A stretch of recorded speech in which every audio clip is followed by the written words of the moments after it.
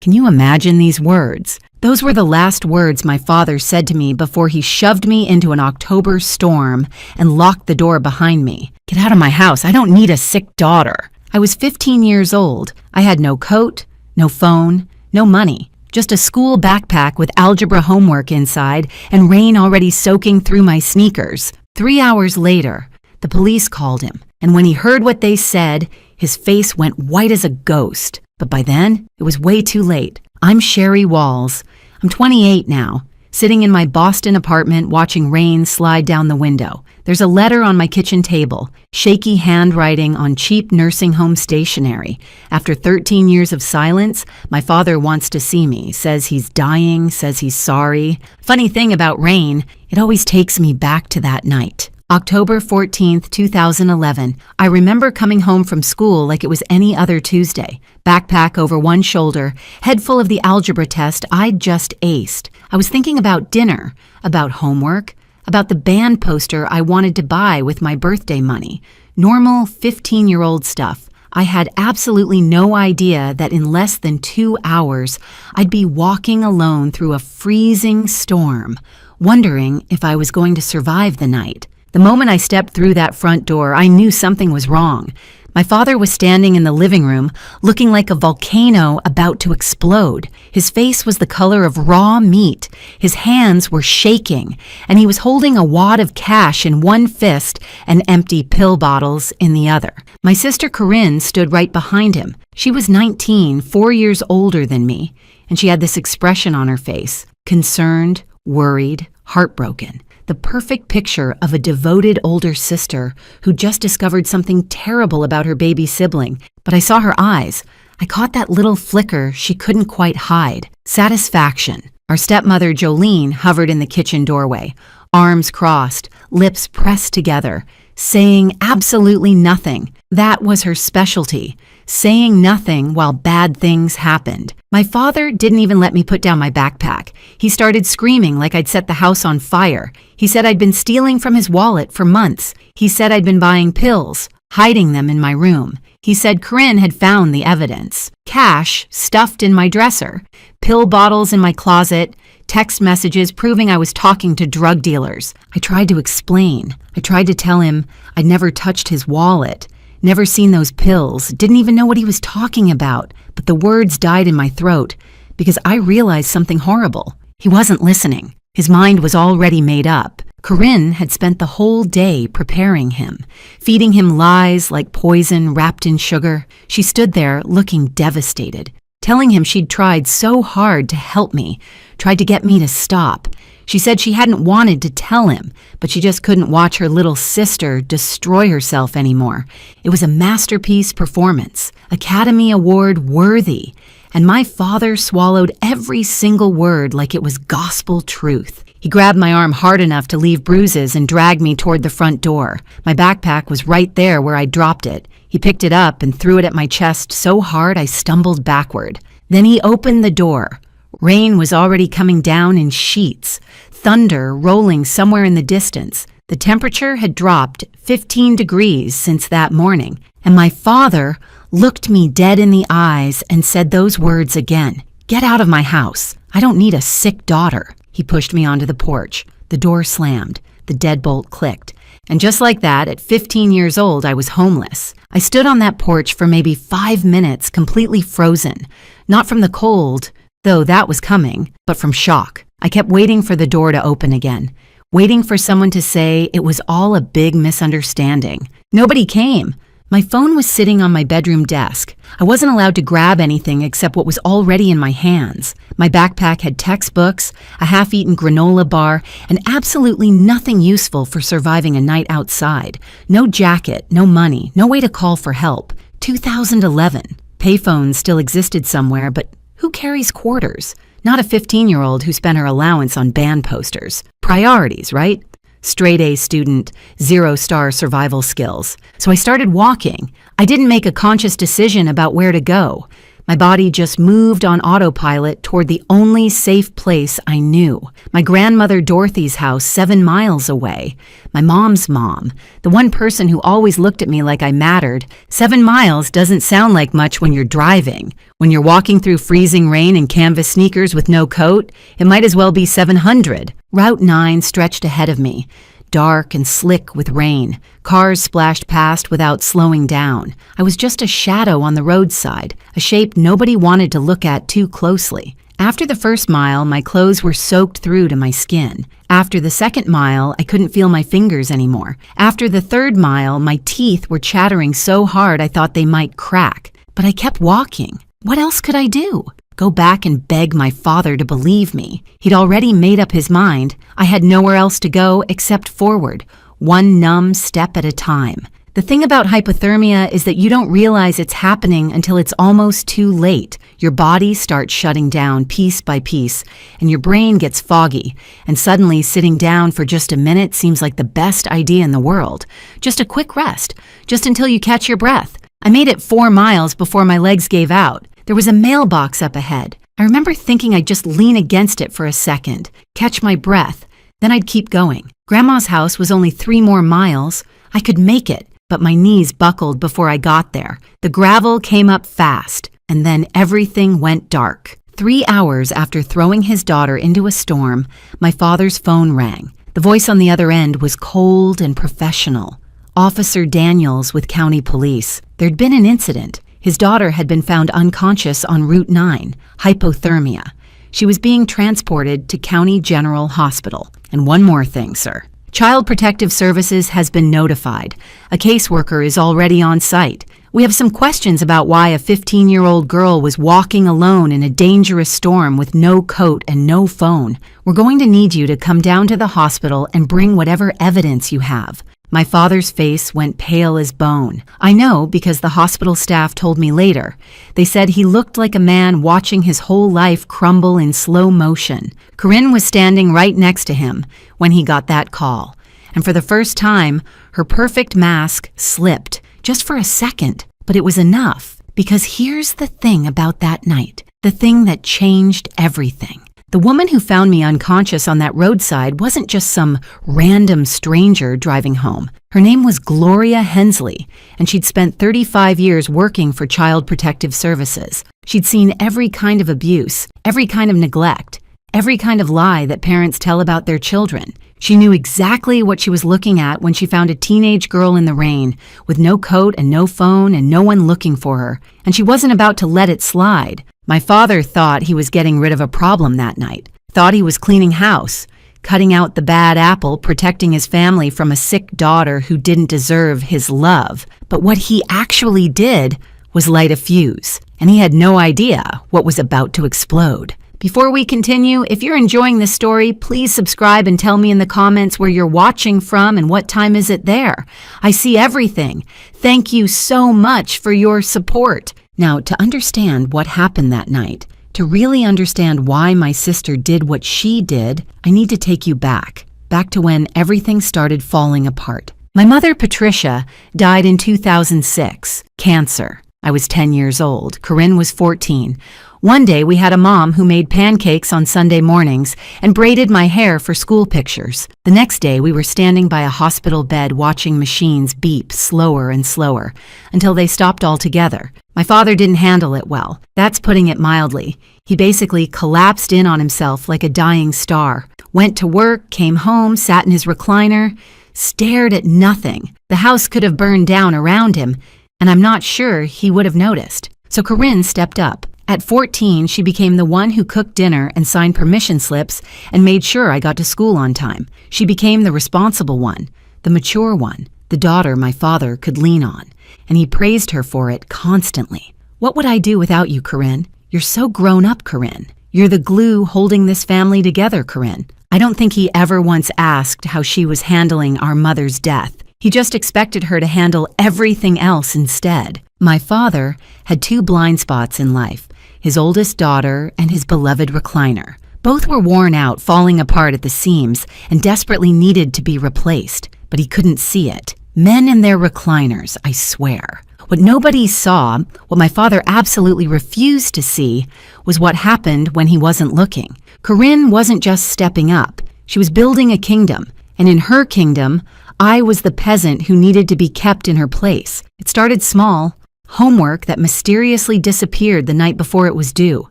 Permission slips for field trips that somehow never made it to my teachers. My favorite shirt shrunk in the wash, then another, then another. Oops, must have been an accident. Birthday party invitations I sent out that my friends never received. Messages from classmates that got lost. A reputation being built brick by brick without me even knowing. She'd go to my teachers with this sad, concerned expression and tell them I was struggling after our mother's death, that I was acting out at home, that they should be patient with me because I was going through such a hard time.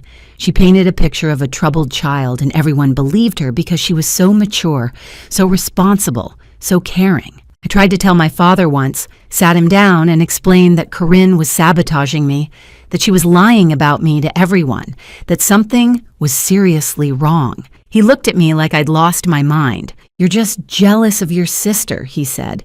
"She's trying to help this family. You should be grateful." After that, I learned to keep my mouth shut, stay small, stay quiet, survive until I could get out. 2 years after my mom died, my father remarried. Jolene was nice enough at first. She smiled a lot and made casseroles and tried really hard to be part of our family. Corinne immediately started calling her mom. It was strategic, I think, a way to cement her position as the good daughter, the loyal one. I couldn't do it. I couldn't call this stranger mom when my real mother had only been gone 2 years. It wasn't about Jolene. It was about my own heart not being ready. But that quiet rebellion cost me. From that day forward, Jolene treated me like an outsider in my own home. She and Corinne formed their own little club, and I wasn't invited. By the time I was 15, the lines were clearly drawn. Corinne was the golden child, the favorite, the one who could do no wrong.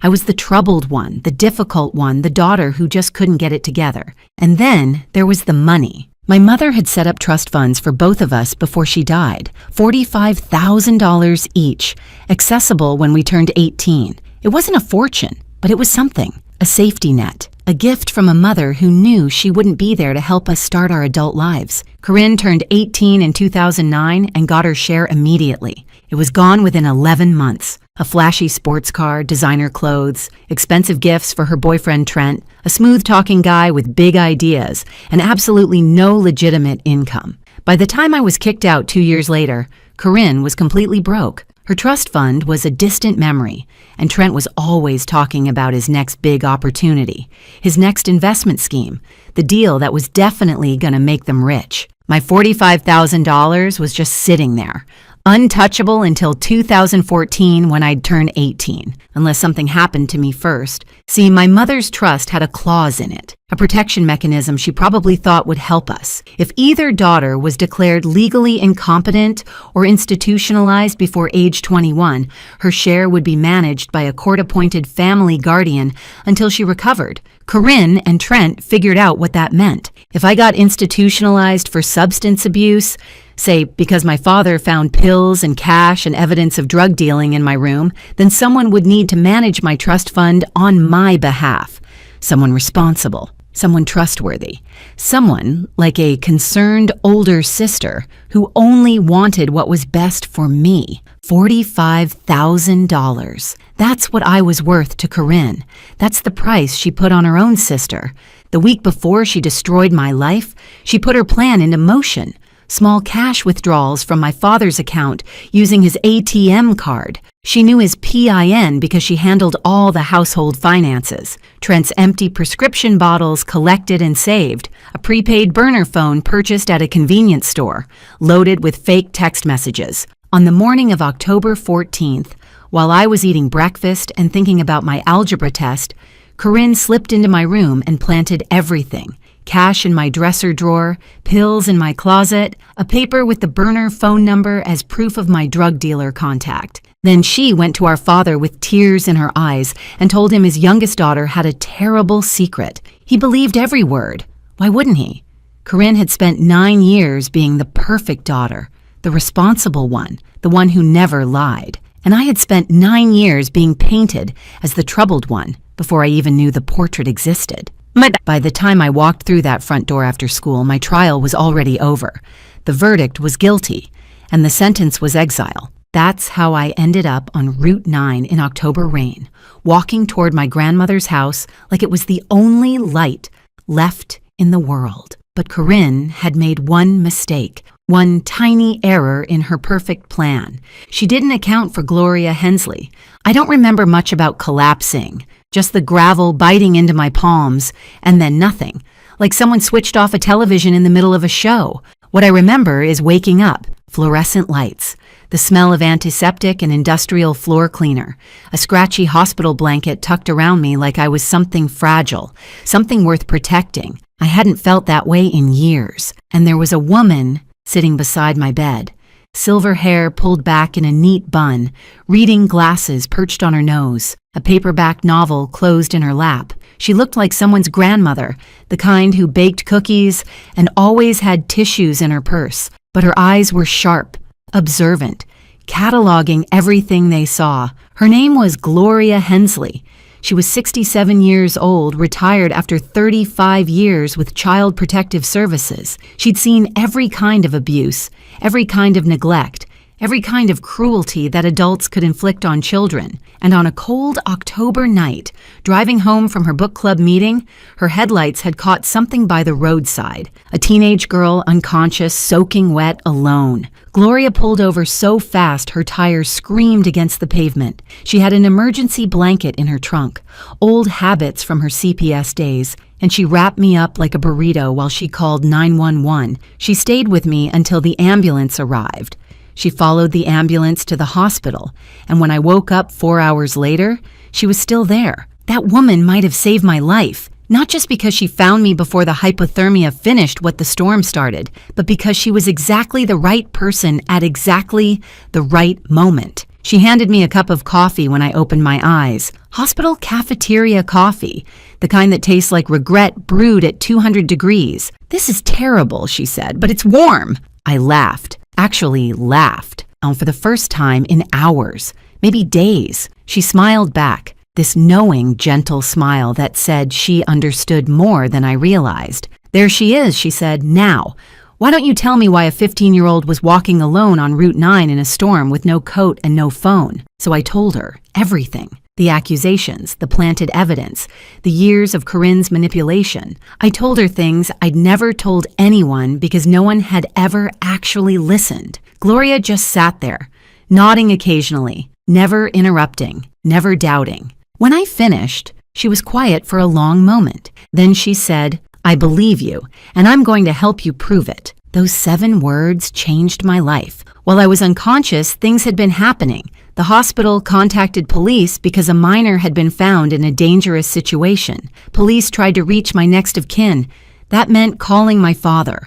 I would have loved to see his face when Officer Daniels delivered the news. Apparently, it went something like this. "Mr. Walls, your 15-year-old daughter was found unconscious on Route 9. She says you expelled her from your home this evening during a storm. Hypothermia. She's at County General. We need you to come in. And sir, Child Protective Services has been notified. A caseworker is already on site.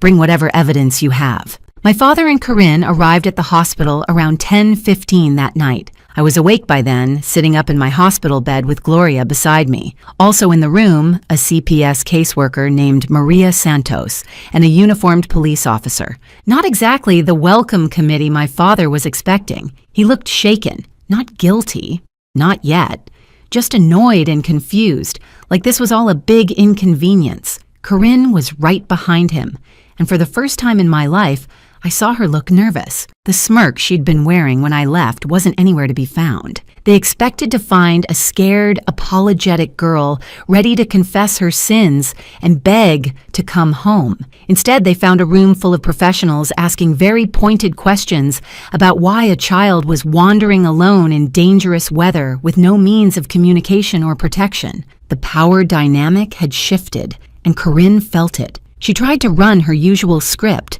Concerned older sister, troubled younger sibling. We just want what's best for her. But Maria Santos wasn't buying it. 30 years of social work had given her a finely tuned radar for deception, and Corinne was setting off every alarm. Then my grandmother arrived.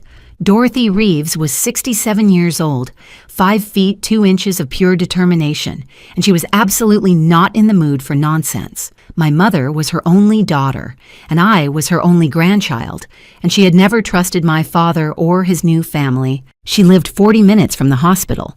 She made it in 25. I heard her before I saw her. That distinctive click of sensible heels coming down the hallway at a pace that meant business. She swept into my room like a small, silver-haired hurricane and immediately positioned herself between me and my father. "That's my granddaughter," she announced to everyone present. "What has this fool done now?" My father tried to explain, tried to justify, started talking about the stealing, the pills, the evidence. Dorothy listened for about 30 seconds before holding up one hand. "Raymond," she said, "I've known you for 15 years, and you've never been the sharpest tool in the shed. But this might be your dumbest moment yet. You threw a child into a storm based on what? Pills that appeared out of nowhere?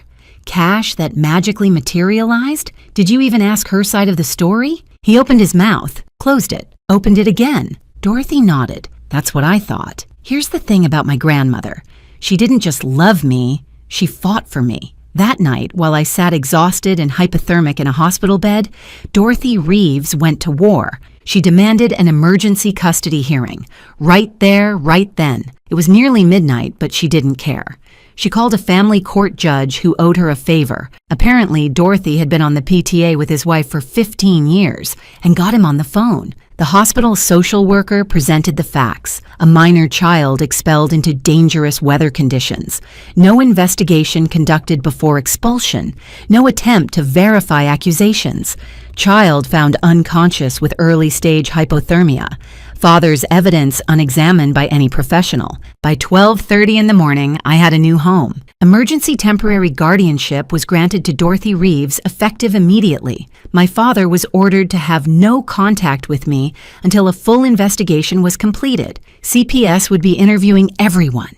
Me, Corinne, my father, Jolene, and they would be taking a very close look at that so-called evidence. As we walked out of the hospital, my father tried one more time. He reached toward me, started to say something. Dorothy stepped between us without breaking stride. "You don't get to touch her," she said. "You don't get to talk to her. You had your chance to be her father, and you threw it away. Literally threw it into a storm. Now we're leaving." She guided me out to her old Buick, the one she'd been driving since before I was born, helped me into the passenger seat, tucked another blanket around me even though the car heater was already blasting. I looked at her with tears streaming down my face. "Grandma, I don't even have clean clothes. I don't have anything." She patted my hand, her eyes fierce and gentle at the same time. "Honey, you have me, and I have a Target card. Tomorrow we shop. Tonight you eat soup and sleep in a bed where nobody is going to throw you out. Ever." That was the first night of my new life. Grandma Dorothy's house had 3 rules: breakfast at 8, homework before TV, and absolutely no nonsense before her second cup of coffee. It wasn't fancy, and it wasn't big, but it was warm and safe and full of love. For the first time in years, I felt like I could breathe. But the story wasn't over. Not even close. 2 weeks later, the CPS investigator called my grandmother. "Mrs. Reeves," Maria Santos said, "you might want to sit down. We've been examining the evidence Mr. Walls provided. The timeline doesn't add up, and we found some security footage that tells a very different story. Corinne's perfect plan was about to fall apart, and she had no idea what was coming. The investigation changed everything. Maria Santos wasn't just a caseworker checking boxes. She was a detective in a cardigan, and she didn't just look at evidence, she traced it. Every receipt, every timestamp, every thread. And the more she pulled, the more Corinne's perfect story unraveled. It started with the cash. $800 had been found in my dresser drawer. My father said it proved I'd been stealing from him for months. Open and shut case, right? Except Maria Santos actually checked the bank records. That $800 came from a single ATM withdrawal on October 14th, the same day I was kicked out. The bank provided surveillance footage from the machine. Timestamp, 2:47 in the afternoon. The person on camera wasn't me. It was Corinne, clear as day. Same jacket she'd been wearing that morning. Same ponytail. Same car parked in the background. Her white sedan with the dent in the bumper from when she'd backed into a mailbox the previous summer. Here's the thing about alibis. Mine was airtight. At 2:47 p.m. on October 14th, I was sitting in 5th period chemistry class, learning about molecular bonds. The school attendance system showed me present until 3:15. My teacher remembered me asking a question about covalent electrons. I couldn't have made that withdrawal. Physically impossible. I was in a classroom 12 miles away, surrounded by 30 witnesses and an electronic check-in system. Corinne thought she was so clever. But here's the thing about being a criminal mastermind. You actually have to be smart. She used our father's ATM card without considering that banks have cameras. She made the withdrawal in the middle of the afternoon without checking if I had an alibi. She bought the burner phone at a convenience store 2 blocks from her gym, on camera, in her yoga pants, with her car visible in the parking lot. Some masterminds wear capes. Corinne wore Lululemon, and she got caught because she couldn't be bothered to drive an extra 10 minutes. Then there were the pills. The bottles planted in my closet were traced back to a prescription for Trent Barlow, Corinne's boyfriend, the one with all the big ideas and no legitimate income. Anxiety medication, prescribed by his doctor, filled at the pharmacy on Oak Street. Maria Santos called that pharmacy. Interesting finding. Trent had reported those pills stolen, filed a police report and everything, claiming someone broke into his car and took them. Very concerned citizen behavior. Except he filed that report on October 17th, 3 days after I was kicked out. If those pills were already stolen and hidden in my room on October 14th, why did Trent wait 3 days to report the theft? The answer was obvious, because they weren't stolen. Corinne gave them to him to plant. And then he reported them missing afterward to cover their tracks and get a refill. The delayed theft report was like a flashing neon sign that said, "We planned this. If this story is hitting close to home, I hope you'll stick around, because what happens next is worth every second. Drop a like if you're rooting for me. It means the world." But the real smoking gun was the burner phone. The fake drug dealer texts came from a prepaid phone purchased at a convenience store on October 10th, 4 days before everything went down. Maria Santos tracked down the store and requested their security footage. The buyer was a young woman, brown hair and a ponytail, athletic build, paid cash, but her car was clearly visible through the window, a white sedan, with a dent in the bumper. Same car, same woman. Same trail of breadcrumbs leading straight back to my sister. As the investigation deepened, an even uglier picture emerged. Maria Santos started digging into our family's finances, specifically checks written on my father's account over the past 2 years. What she found made the $800 look like pocket change. Someone had been forging checks in my father's name for nearly 2 years. Small amounts at first, 50 here, 100 there, but they added up. The signatures were close, but not quite right. The money went to accounts connected to Trent Barlow and his various business ventures. Total amount stolen, just under $18,000. Corinne hadn't just framed me. She'd been robbing our father blind for years, and she needed me gone before anyone noticed. My grandmother, Dorothy, wasn't about to let this slide. She hired Leonard Vance, an old family friend who'd practiced family law for 30 years. He'd known my mother, Patricia, since grade school, and when Dorothy explained what had happened, his face went hard in a way that made me glad he was on my side. Leonard filed for permanent guardianship immediately. He also filed a civil suit against Corinne for fraud, emotional distress, and whatever else he could make stick. And he made sure my trust fund was protected with additional oversight so nobody could touch it until I turned 18. That year taught me something I carry with me still. Keep records of everything, every receipt, every message, every promise someone makes. Write it down. My grandmother kept a folder for every important document in her life. Bills, letters, tax returns, warranties. She called it her paper insurance. After everything that happened, I started doing the same thing. I was 16 years old and I bought my first filing cabinet. Still have it, still use it. Some habits save your life. Living with Grandma Dorothy was like learning to breathe again after years of holding my breath. Her house wasn't big or fancy. 2 bedrooms, 1 bathroom, a kitchen that smelled like coffee and cinnamon, but it was warm and it was safe, and nobody there was plotting against me. She enrolled me in a new school where nobody knew my history. I made real friends for the first time, people who liked me for me. Not because they'd been fed a story about who I was supposed to be. I started seeing a counselor, finally processing years of manipulation that I'd absorbed without even realizing. Grandma Dorothy didn't have a lot of rules, but she was strict about one thing: dinner at 6, no exceptions. She said chaos can wait until after the meatloaf. Honestly, best advice I've ever gotten. Meanwhile, my father's world was crumbling. The CPS investigation put the entire Walls household under a microscope. Raymond was questioned multiple times, each session leaving him more exhausted and confused. How had he missed so much? How had he been so blind? Jolene started sleeping in the guest room. Conversations between them became clipped, tense, loaded with accusations neither of them wanted to say out loud, and Corinne was furious. Not sorry, and never sorry, just angry that her plan had fallen apart. She blamed everyone but herself. The CPS investigator was biased. The bank footage was misleading. Trent's prescription records were a misunderstanding. The golden child's crown was slipping, and she couldn't stand it. Leonard Vance spent months building an airtight case. Bank records, surveillance footage, pharmacy documents, phone purchase receipts. He collected witness statements from Gloria Hensley, from my teachers, from neighbors who'd noticed Corinne's car coming and going at odd hours. Even some of Corinne's former friends came forward. Turns out she'd burned a lot of bridges over the years, and people were happy to share stories about her lies, her manipulation, her casual cruelty. The court date was set for March 2012. But 1 month before the hearing, something unexpected happened. Trent Barlow got arrested in Nevada.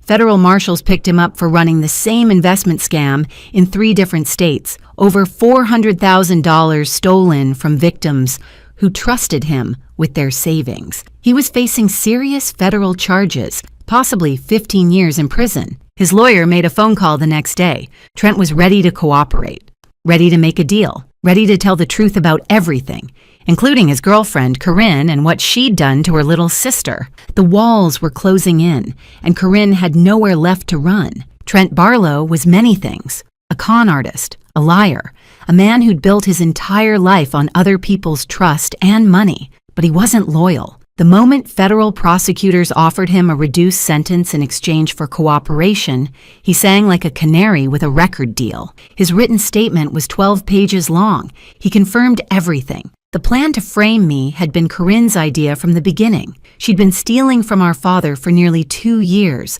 funneling money to Trent for his investments. When she realized her theft was getting harder to hide, she decided she needed a scapegoat. That scapegoat was me. Corinne figured I was the perfect target, the troubled younger sister, the one who'd never fit in, the one nobody would believe. She told Trent that getting me institutionalized would solve 2 problems at once. She'd have someone to blame for the missing money, and she'd get access to my trust fund as my guardian. $45,000. That's what she planned to steal from me while I sat in some facility, drugged and discredited and completely alone. Trent wrote it all down: the planning sessions, the pill bottles he provided, the burner phone Corinne purchased, the morning she planted the evidence in my room. He even included text messages between them from the days leading up to October 14th. Messages that proved this wasn't impulsive. It was calculated, premeditated, cold. His final line stayed with me. Corinne said her sister was a nobody who wouldn't fight back. She was wrong. March 2012. Family court. I'd been living with Grandma Dorothy for 5 months by then.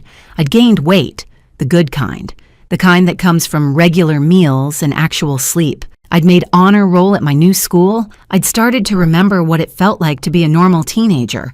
But walking into that courtroom, I felt 15 again, scared and small and wondering if anyone would believe me. Grandma Dorothy squeezed my hand. Leonard Vance nodded reassuringly, and Gloria Hensley was there too, sitting in the gallery, wearing the same reading glasses and the same fierce expression she'd had the night she found me. The hearing was supposed to be about guardianship, simple stuff. making Dorothy's temporary custody permanent, establishing support obligations, that kind of thing. But it turned into something much bigger. The district attorney had gotten involved. With Trent's confession and the mountain of evidence Maria Santos had compiled, this wasn't just a family court matter anymore.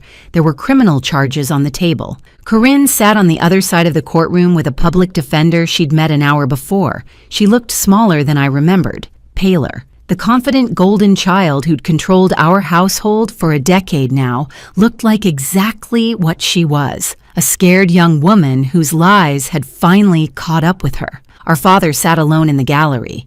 Jolene had refused to come. He looked like he'd aged 10 years in 5 months. The evidence was presented systematically, professionally, devastatingly. A TM footage showing Corinne making the withdrawal at 2:47 p.m. My school attendance records proving I was in chemistry class at that exact time. Pharmacy records showing Trent's conveniently delayed theft report. Security footage from the convenience store showing Corinne buying the burner phone. 2 years of forged checks totaling $18,000. And Trent's confession. Read into the record word by word. When it was Corinne's turn to take the stand, she tried to maintain her story, tried to look confused and innocent and deeply concerned about her troubled sister. The prosecutor wasn't having it. "Ms. Walls," she said, showing the ATM photograph, "is this you at First National Bank on October 14th at 2:47 p.m.? Corinne swallowed. She looked at the image of herself, clear as daylight. I was getting money for groceries." Groceries. The prosecutor nodded slowly. $800 in cash for groceries. And you didn't mention this withdrawal to your father when you accused your sister of stealing that exact amount later that same day? Silence. And the location of this ATM. It's 12 miles from your sister's school, a school where attendance records show she was present until 3:15 p.m. Can you explain how she could have made this withdrawal while sitting in chemistry class? More silence. Corinne's public defender objected, but there was nothing to object to. The evidence was the evidence. Facts didn't care about her feelings. Then they called Jolene. My stepmother looked like she wanted to be anywhere else on earth. She'd spent years staying quiet, staying neutral, not getting involved. But this was a courtroom, and she was under oath, and suddenly staying quiet wasn't an option anymore. The prosecutor asked her about the morning of October 14th. Did she see anything unusual? Jolene's voice was barely above a whisper. Corinne went into Sherry's room that morning around 7 a.m. She said she was borrowing a hair tie. Did she come out with a hair tie? No. She came out empty-handed. And did you notice anything else in the days before the incident? Jolene closed her eyes. She looked like she was bracing for impact. 2 days before, I overheard Corinne on the phone with Trent. She said, "Everything is in place." And then she laughed. The courtroom went absolutely still. When they called our father to testify, I almost felt sorry for him. Almost. He had to explain why he expelled his 15-year-old daughter into a storm without investigating the accusations against her. Had to admit he never checked the bank records himself. Never questioned why Corinne suddenly discovered this evidence. Never asked for my side of the story. His voice cracked when he said, I trusted her. She's my firstborn. She was always the responsible one. I thought he couldn't finish. Judge Patricia Morrison had been on the bench for 30 years. She'd seen ugly custody battles, bitter divorces, families torn apart by lies and money and pride. But I think even she was disturbed by what she'd heard. Her words cut through the courtroom like a blade. Mr. Walls, trust is not an excuse for negligence. You expelled a minor child into dangerous weather conditions based on unverified accusations. You made no attempt to investigate. You chose one daughter over another without evidence, without reason, without basic parental judgment. That is not parenting.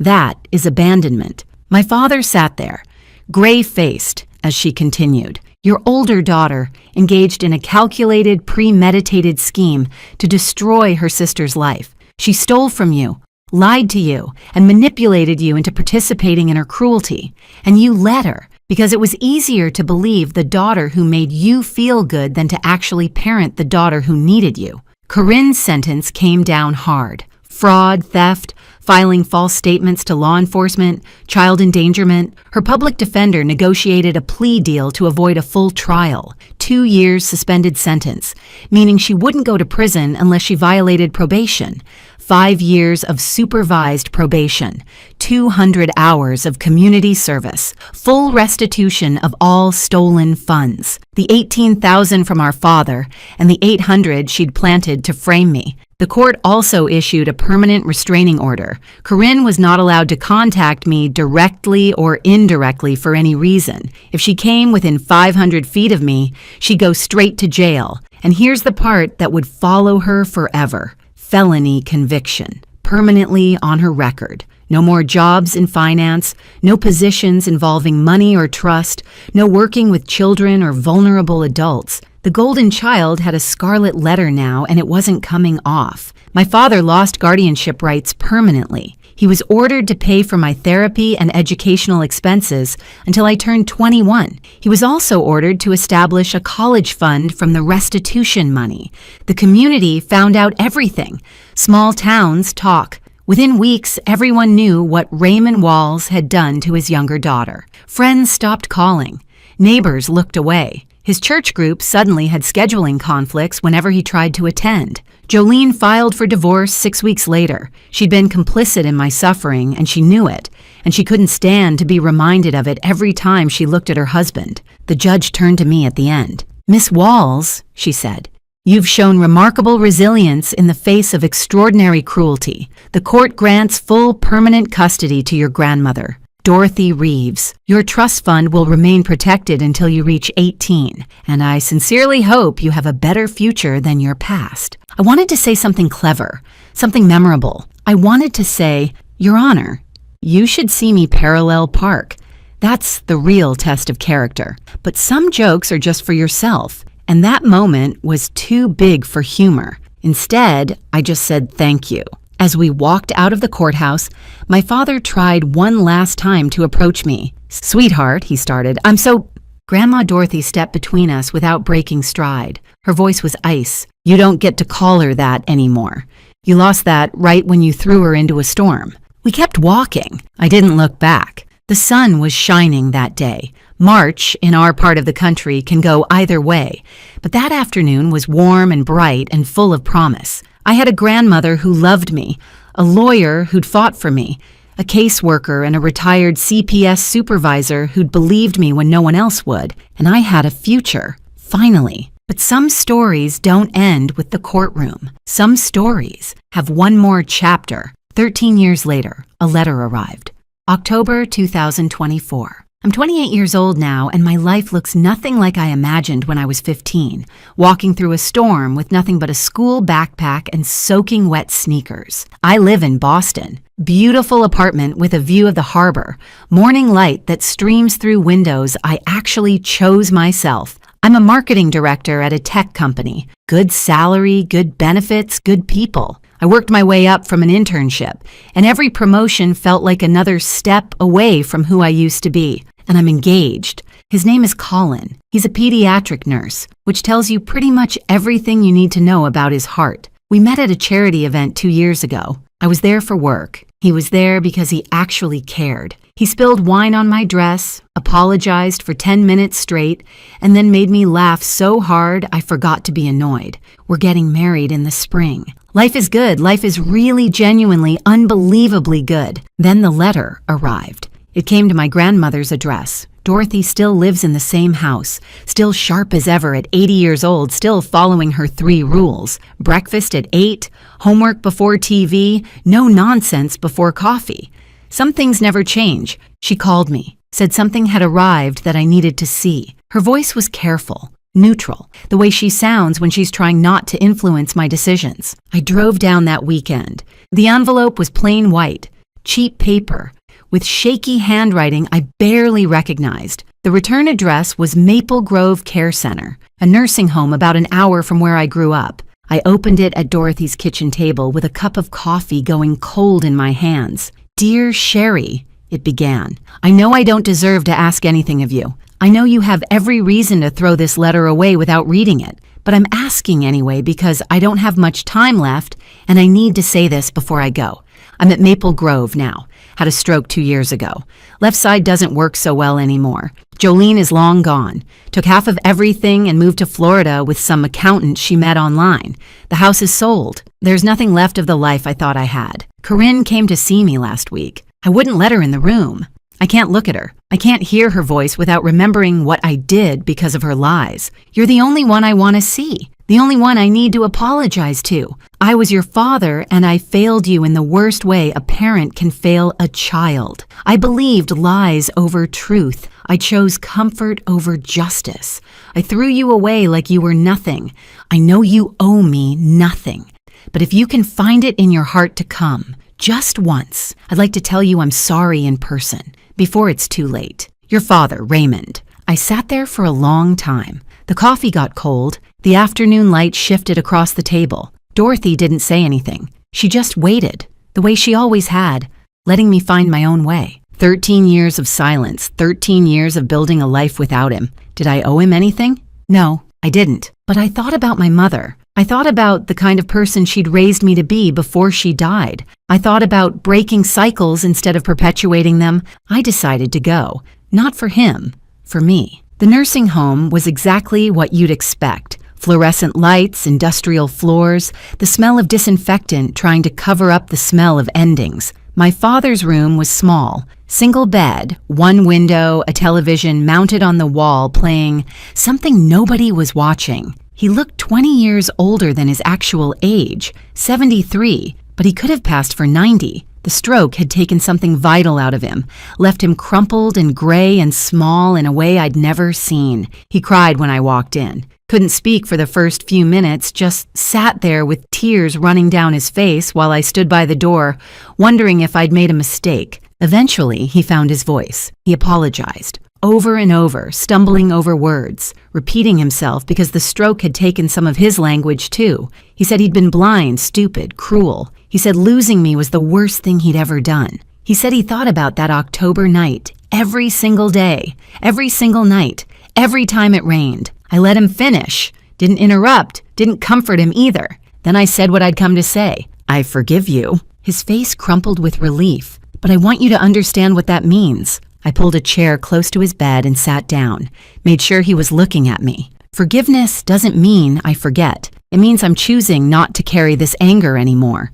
It's heavy, and it's been weighing me down, and I'm done letting you take up space in my heart. You threw me into a storm because you believed a lie. You didn't believe it because the evidence was compelling. You believed it because it was easier, because Corinne made you feel good about yourself. And I reminded you of everything you'd lost when Mom died. You chose the comfortable lie over your own daughter. I built my entire life without you. I put myself through college. I built a career. I'm marrying a man who would never, ever throw me out in a drizzle, let alone a hurricane. I'm happy, but you need to live with what you did. That's not my burden to carry anymore. It's yours. He nodded, tears still streaming. I don't think he had words left. I know, he finally managed. I know. I just needed you to know I'm sorry. I needed to see you. One last time. I stayed for another 20 minutes. We didn't talk much. What else was there to say? I told him about my job, my apartment, Colin, surface things, safe things. He listened like it was the most important conversation of his life. When I got up to leave, he reached out with his good hand.